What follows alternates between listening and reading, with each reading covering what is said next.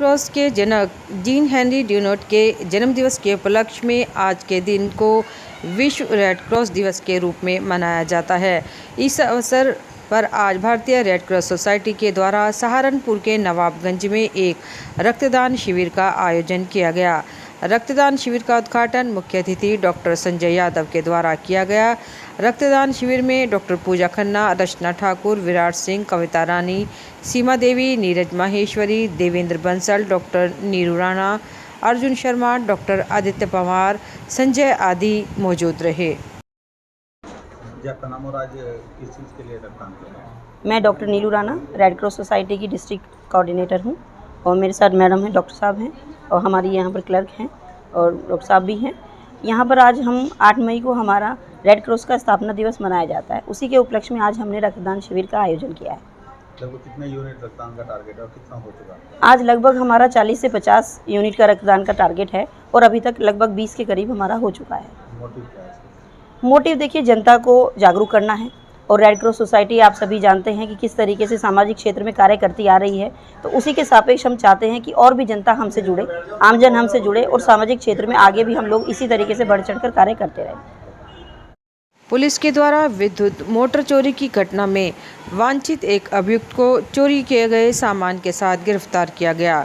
सहारनपुर के एसएसपी के निर्देशन में वांछित व वारंटी अभियुक्तों की गिरफ्तारी हेतु चलाए जा रहे अभियान के क्रम में थाना सरसावा के थाना प्रभारी सूबे सिंह के कुशल नेतृत्व में थाना सरसावा पुलिस के द्वारा विद्युत मोटर चोरी की घटना में वांछित एक अभियुक्त नौशाद पुत्र नूर हसन को गिरफ्तार किया गया, जिसके कब्जे से मोटर के तांबे का तार, एक कुदाला, एक लोहे की छोटी रोड, एक पाना, एक चर्बी, पेचकस, दो प्लास बरामद किए गए। सहारनपुर उद्योग व्यापार प्रतिनिधि मंडल के द्वारा स्वर्गीय पंडित श्याम बिहारी मिश्रा की जन्म जयंती पर एक कार्यक्रम का आयोजन किया गया। सहारनपुर उद्योग व्यापार प्रतिनिधि मंडल के महानगर अध्यक्ष विवेक मनोचा ने बताया कि आज सहारनपुर उद्योग व्यापार प्रतिनिधि मंडल के द्वारा स्वर्गीय पंडित श्याम बिहारी मिश्रा जी की जन्म जयंती पर प्रत्येक व्यापारी को एक एक पौधा दिया जा रहा है। हम पौधा लगाकर लोगों के बीच में एक जागरूकता अभियान चलाने का काम कर रहे हैं। उन्होंने कहा कि पंडित श्याम बिहारी मिश्रा ने जीवन भर व्यापारियों की बेहतरी के लिए संघर्ष किया। कार्यक्रम में महानगर अध्यक्ष विवेक मनोचा, महामंत्री सरदार सुरेंद्र मोहन सिंह चावला समेत कई व्यापारी मौजूद रहे।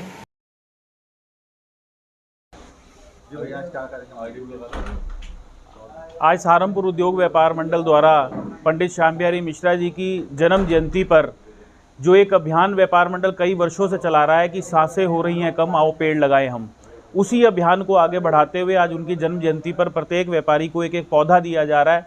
क्योंकि पंडित श्याम बिहारी मिश्रा जी ने सन 1972 के अंदर भी एक पौधा लगाने का काम किया था। वो पौधा था व्यापार मंडल का। उस पौधे ने व्यापारियों को संरक्षण देने का काम किया, हर कष्ट से बचाने का काम किया और व्यापारियों को स्वाभिमान से जीना सिखाया। आज उसी से प्रेरणा लेते हुए ये पौधा लगाकर हम लोगों के बीच में एक जागरूकता अभियान चलाने का काम कर रहे हैं। क्योंकि जिस तरह से पर्यावरण की स्थिति बिगड़ रही है, आए दिन आप देख रहे हैं कि पहाड़ों पर ग्लेशियर्स टूट रहे हैं और जिस तरह से गर्मी बढ़ती जा रही है, इन सभी चीज़ों को, क्योंकि व्यापार मंडल केवल व्यापारियों की लड़ाई नहीं लड़ता, व्यापारी एक आदर्श नागरिक के रूप में भी अपनी जिम्मेदारी को निभाने का काम करता है। तो यही प्रेरणा पंडित श्याम बिहारी मिश्रा जी ने अपने जीवन भर में व्यापारियों को दी है कि हम एक आदर्श नागरिक बने, एक आदर्श व्यापारी बने और अपने राष्ट्र हित के लिए काम करने की प्रेरणा उन्होंने देने का काम किया है। तो आज उनकी जन्म जयंती पर सभी व्यापारी एक एक पौधा लेकर के उस पौधे को लगाने का काम करेंगे और एक समाज में संदेश देने का काम करेंगे। गाजीपुर रोड स्थित डीआईजी कार्यालय पर एक गोपाल नगर निवासी पीड़ित परिवार पहुंचा, जिन्होंने डीआईजी को एक प्रार्थना पत्र सौंपते हुए कहा कि उनकी बेटी की शादी गोपाल नगर में हुई थी, जहां पर ससुरालियों ने दहेज की मांग करते हुए उनकी बेटी को पीट कर जान से मार दिया। पीड़ित परिजनों का कहना था कि पुलिस द्वारा मृतक के पति और ससुर को गिरफ्तार कर लिया गया है, लेकिन सास अभी भी फरार चल रही है।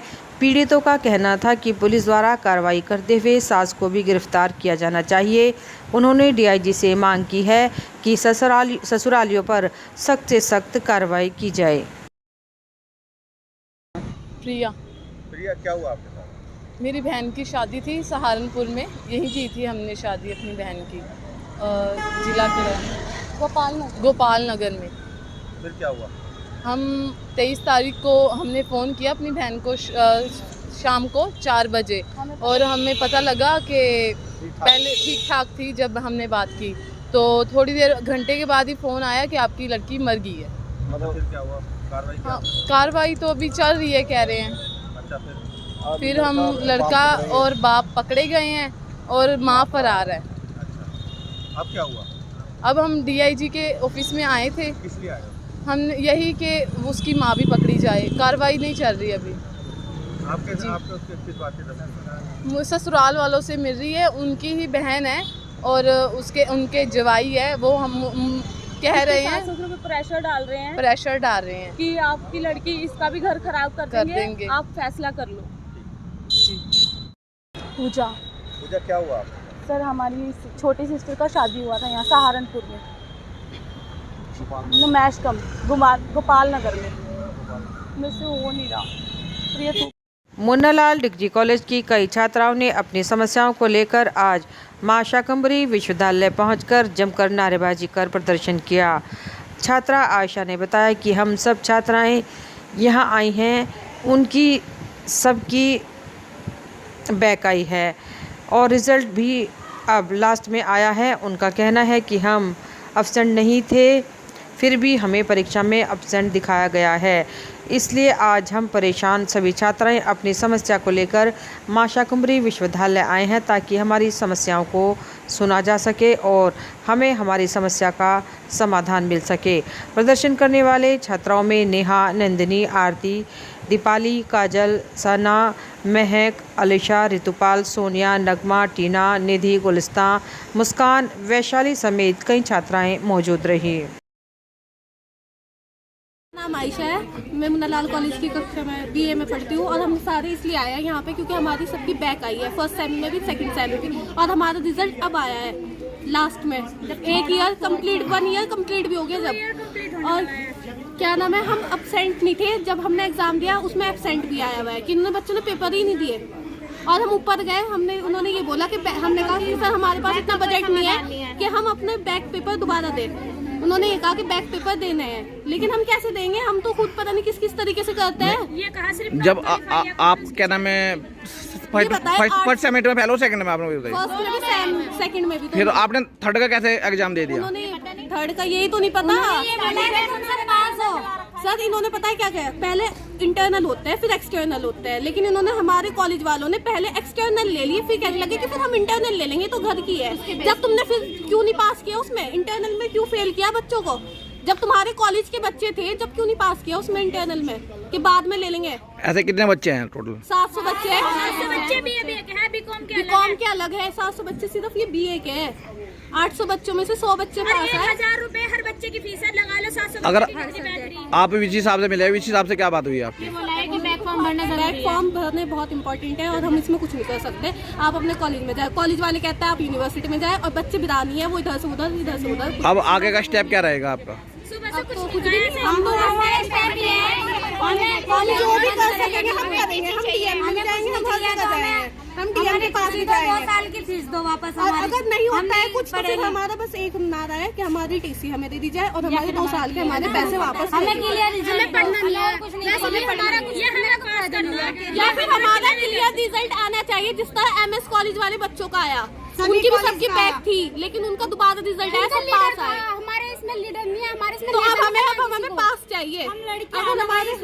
हमें लड़कियों को तो कोई वैल्यू नहीं दी जा रही। वहाँ पे भी हमारे कॉलेज में हमारे कॉलेज में इतनी तेज थप्पड़ मारा एक लड़की के कि बहुत तेज, वो बेहोश हो गई। पेरेंट्स से वो भी यही कहते हैं, टीचर फेल होगी तो घर में बैठो। आप ये कहते हो ना कि टीचर का सम्मान करे, सम्मान करे, हम कैसे सम्मान करें जब सामने वाला हमारा सम्मान? अब आगे का स्टेप क्या रहेगा? यहाँ बात नहीं होती तो हमारा कुछ नहीं यहाँ सोल्यूशन होगा, हम भूख हड़ताल करेंगे, हम सड़कों पर उतरेंगे, बस हमारा यही है। अगर हमें चाहिए, हमें पास चाहिए, हम पढ़ने के लिए भी तैयार हैं। हमारा क्लियर रिजल्ट आना चाहिए। 700 की लड़कियां जितनी भी आई, फर्स्ट सेम में भी सेकंड सेम में भी, हमारी टेंशन ये आपने क्यों हमें पास किया? फिर हमारे से तो फॉर्म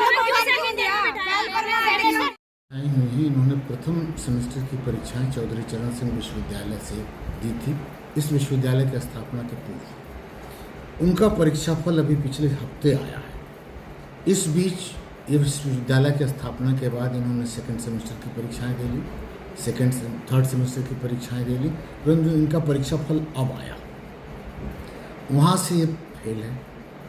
उसके फेल होने की वजह से जब उनका परीक्षा फल इसमें मर्ज हुआ तो ये सारे फेल दिख रहे हैं। अब इनकी ये समस्या है। सरकार का नियम ये है, जो एनईपी का नियम है, वो नियम ये है कि अगर सेकंड सेमेस्टर तक इस परीक्षा फल क्लियर नहीं होता है तो इन्हें वापस भेजिए फर्स्ट सेमेस्टर में लाइए। परंतु मैंने नियमों के विपरीत इनकी छात्रों के हितों को देखते हुए मैंने एक विशेष बैक परीक्षा आयोजित करने की सोची है। वो परीक्षा फार्म भरे जा चुके हैं बाकी छात्रों के, इनका परीक्षा फल और लेट आया है, वो इस कॉलेज के द्वारा नंबर ना भेजने जाने के कारण, और उसमें भी बहुत सारी त्रुटियाँ, अभी बहुत सारे छात्रों को आंतरिक परीक्षाओं में अनुत्तीर्ण दिखाया हुआ है। नियम ये है कि अगर आंतरिक परीक्षाएं ना हुई या छात्र 33% से कम नंबर प्राप्त कर रहा है तो उसको एक्सटर्नल में बैठाया ना जाए, मगर उस महाविद्यालय ने क्या किया होगा ये तो वही जानता होगा। सर बच्चों का ये है क्या नाम है, 2,500 रुपये मांगे जा रहे हैं उसको लेकर फीस कर, जो सरकार द्वारा निहित बैक पेपर की फीस है वो छात्रों को देना होगा, वो हमारे द्वारा निर्धारित नहीं की गई है। अपने स्तर से मैंने, चूंकि इनका परीक्षा फल लेट आया है, फॉर्म जमा करने की तिथि समाप्त हो चुकी है, मैंने अपने परीक्षा नियंत्रक को और संबंधित एजेंसी को निर्देशित कर दिया कि इनसे कोई विलम्ब शुल्क ना लिया जाए। ठीक है सर, अगर इन बच्चों को लेकर जो परीक्षा फल लेट आया, बच्चे कह रहे हमारी क्या गलती है, उसको लेकर के थोड़ा क्या, और अब आप मुझसे अमेरिका के बारे में पूछोगे कि वो जो वार्डन क्या कर रहा है तो मैं उसके बारे में क्या बताऊँगा। ठीक है ठीक है। रिजल्ट लेट आया, कब आया रिजल्ट? फोर्थ सेमेस्टर चल रहा है, रिजल्ट आ रहा है। माता साकुंबरी वाले कह रहे हैं अब हम जाएगा, क्या है जी, भर के पैसा यूनिवर्सिटी को जाएगा, हम 1,000 का फॉर्म ना भर ले, 1,000 रुपए हमारे रिजल्ट क्लियर चाहिए, या तो हमें हमारा रिजल्ट क्लियर दो या फिर हमारी टीसी दो, या हमारी टीसी दे दो, 2 साल की फीस। अब आपकी यूनिवर्सिटी प्रशासन से किसी इस बारे में बात हुई है? उन्होंने साफ मना कर दिया कि हमारी नहीं, जब हमने ज्यादा दबाव डाला तो कह रही 5 मिनट करना, अब पता नहीं क्या होगा क्या नहीं होगा, वो तो उन्हीं के ऊपर बात है। कलेक्ट्रेट कार्यालय पहुंचे गंगोह क्षेत्र निवासी लोगों ने कुछ दबंगों पर लगाया मारपीट का आरोप, दी जानकारी। आपको बता दें, गंगोह क्षेत्र निवासी कुछ लोग कलेक्ट्रेट कार्यालय पहुंचे और जिलाधिकारी से मुलाकात कर एक प्रार्थना पत्र जिलाधिकारी को सौंपा, जिसमें उन्होंने बताया कि क्षेत्र के कुछ दबंग लोगों द्वारा उनके साथ मारपीट की गई। मारपीट ट्रैक्टर ट्रॉली हटाने को लेकर की गई, जिसको लेकर उन्होंने कहा कि उनकी कोई सुनवाई नहीं हो रही है, जिसको लेकर उन्होंने जिलाधिकारी को इस संबंध में प्रार्थना पत्र सौंपा और दबंग लोगों पर कार्यवाही की मांग की। आपका परिचय किस संबंध में आया है? मेरा नाम विजेंद्र वाल्मीकि है, गंगोह मंडल में मंडल महामंत्री हूँ भारतीय जनता पार्टी से। हम जो है वाल्मीकि समाज से है। यहाँ पे जो है राजा नाम का व्यक्ति गाँव पीर माजरा से रहने वाला है, राजा सावित्री वाल्मीकि समाज से है। ये लोग अपने घर में जो है बैठे थे, वहाँ पे इसके घर वाले और ये इसके पिताजी राजा के पिताजी बाहर ट्रॉली से भूस लाद रहे थे अपने घर में। तो वहाँ पे कुछ दबंग लोग आए, मुस्लिम समाज के युवक थे में, जो है उन लोगों ने राजा को पकड़ लिया और उसके पिताजी को मारना पीटना शुरू कर दिया। जब उस बीच में जो है उसकी मम्मी राजा की और उसकी बहनें आई तो उन्होंने जो है अपनी गुंडागर्दी दिखाते हुए दबंगई का जो है बल का प्रयोग किया और महिलाओं पर भी जो है हमला किया। उनके रास्ते में जो किराए पे भूस लाए थे, उस ट्रॉली में भूसा वहाँ पे जगह नहीं थी। उनकी एक कार आई, वो कार आकर के रात को 10 बजे उन्होंने कहा कि ये ट्रैक्टर हटा लीजिए। ट्रैक्टर भी गाँव के व्यक्ति का था, वो धक्का स्टार्ट था। इन्होंने कहा भैया ये धक्का स्टार्ट है, 2 घड़ी रहेगी, इन्होंने उतार लेते हैं, इसमें धक्का मार के इसको हटा लेंगे। उन्होंने कहा कि चलो तुम क्या हटाओगे, हमें हटाते हैं, हम तुम्हें भी हटाते हैं, ट्रैक्टर को भी हटाते हैं। तो उन्होंने जो है फोन करा, महमूद था एक, उसने फोन किया और 10-15 लड़के बुला लिया, इनको मारपीट शुरू कर दी। इस तरीके से मारा पीटा। थाना अध्यक्ष के पास गए थे हम उसी रात थाने में, तो थाना अध्यक्ष का ये कहना था कि वहाँ पे तो कोई झगड़ा ही नहीं हुआ, मेडिकल करने से मना कर दिया, जबकि इनका चोट फूट रही थी। गंगोह थाना। आज किससे मिले आप? आज हम डीएम साहब से मिले। उन्होंने कहा कि गंगोह सीओ को जो है हमने बोल दिया है और इसमें जो है कार्रवाई होगी, सख्त से सख्त कानूनी कार्रवाई होगी। किशनपुरा निवासी लोगों ने एक महिला पर लगाया ब्लैकमेल करने का आरोप, एसएसपी को सौंपा प्रार्थना पत्र। आपको बता दें, किशनपुरा निवासी कुछ लोग आज पुलिस लाइन स्थित वरिष्ठ पुलिस अधीक्षक कार्यालय पहुंचे और एक प्रार्थना पत्र एसएसपी को सौंपा, जिसमें उनका कहना था कि उनके क्षेत्र में एक महिला जो बेवजह लोगों को परेशान करती है और उनको ब्लैकमेल करती है, किसी न किसी मामले में लोगों को फंसाकर उनसे पैसों की डिमांड करती है। उस महिला के द्वारा एक व्यक्ति को झूठे मुकदमे में जेल भी भिजवाया गया है, जिसको लेकर उन्होंने न्याय की गुहार लगाते हुए एसएसपी को प्रार्थना पत्र सौंपा और महिला पर कार्यवाही की मांग की। जी बताइए, क्या मामला है? मामला यह है कि शिवानी मुंजाल किशनपुरा की रहने वाली जो लोगों से पैसे लेकर ठगी करती है, उसकी बहन प्रियंका छोकरा जो सुभाष छोकरा जी की बहू है, ये ठगी करती है और लोगों को झूठे मुकदमे में उठा के पैसे लेती है। इनके साथ देने में हरीश अरोड़ा, विशु अरोड़ा, सिद्धांत अरोड़ा जो इनका मिलकर साथ देते हैं और लोगों की मार पिटाई करते हैं और पैसे की ठगी करते हैं। और चाट वाले नीरज कश्यप, धीरज कश्यप, सूरज कश्यप को झूठे मुकदमे में फंसाया गया है और उनसे पैसे की मांग करती है। बार बार कहती है तो दुकान दे दो, अन्य में तुम्हारे खिलाफ और झूठे मुकदमे करती हूँ। रोज पुलिस थाने में बैठी रहती है। विश्वकर्मा चौक पर यातायात पुलिस ने चलाया वाहन चेकिंग अभियान, 20 से अधिक काटे चालान। आपको बता दें, वरिष्ठ पुलिस अधीक्षक के निर्देशन में लगातार यातायात पुलिस यातायात नियमों का पालन न करने वाले वाहन चालकों पर कार्यवाही कर रही है। इसी क्रम में विश्वकर्मा चौक पर यातायात पुलिस द्वारा जबरदस्त वाहन चेकिंग अभियान चलाया गया, जिसमें यातायात नियमों का पालन न करने वाले वाहन चालकों के चालान काटे गए। 20 से अधिक वाहन चालकों के चालान काटे गए और कई वाहन चालकों को सख्त हिदायत देकर छोड़ा गया।